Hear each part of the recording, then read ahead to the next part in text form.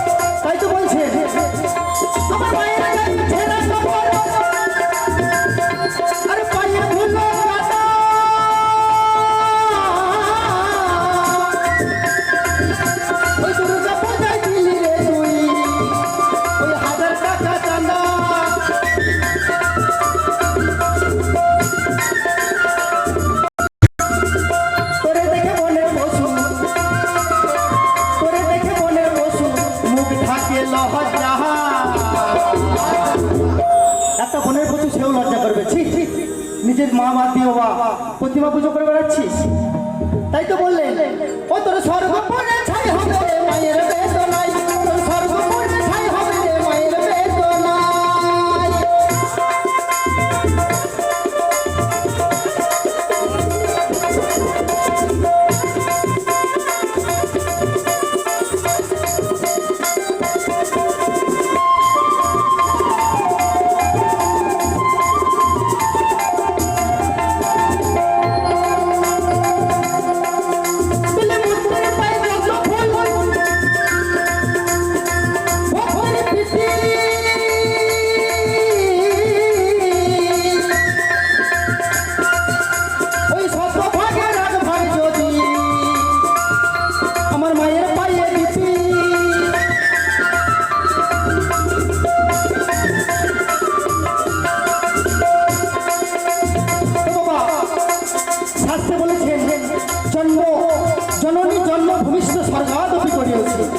স্বর্গের থেকেও যদি বড় কিছু হয় বাবা, সেটা হচ্ছে আমার মা। তাই এই প্রত্যেকের মা যদি জিনিসটা না থাকতো, আজকে এই সৌরভ দাস বাবুর মঞ্চে থাকতো না, আপনাদের মধ্যে এত মা বাবারা এখানে দাঁড়িয়ে থাকতো না। কার কি পাই আমার সেই মায়ের পাই, তাই তো বললেন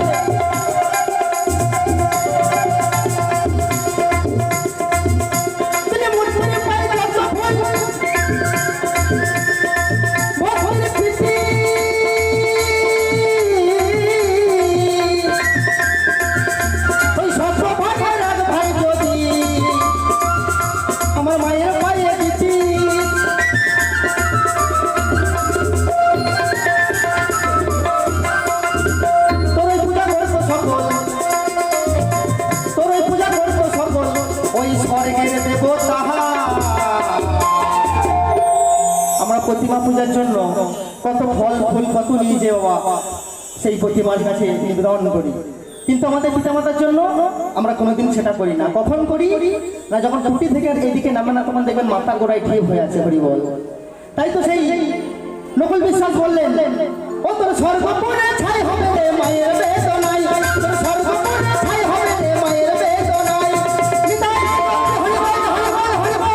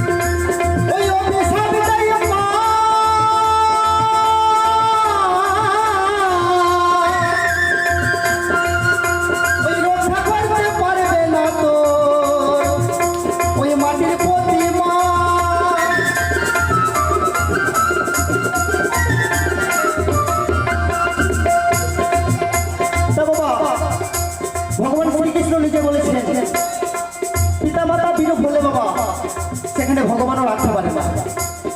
কিন্তু যদি ভগবান রুষ্ট হয় তাহলে কিন্তু আমাদের পিতা মাতা আমাদেরকে বাঁচিয়ে নেওয়ার ক্ষমতা রাখে।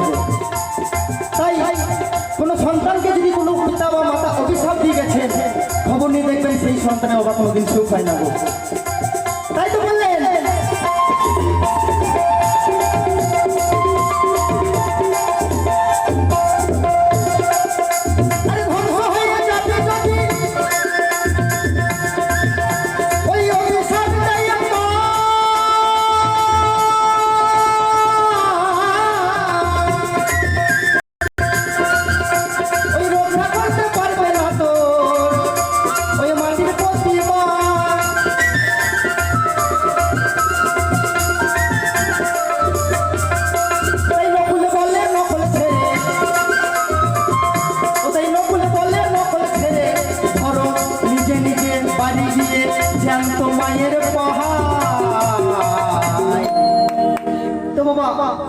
আপনারা হয়তো কোনোদিন খবর পাবেন এই সৌরভ দাস বাবুল বাবা নিজের বাবা মাকে দুটো ভাত দেয় না গো।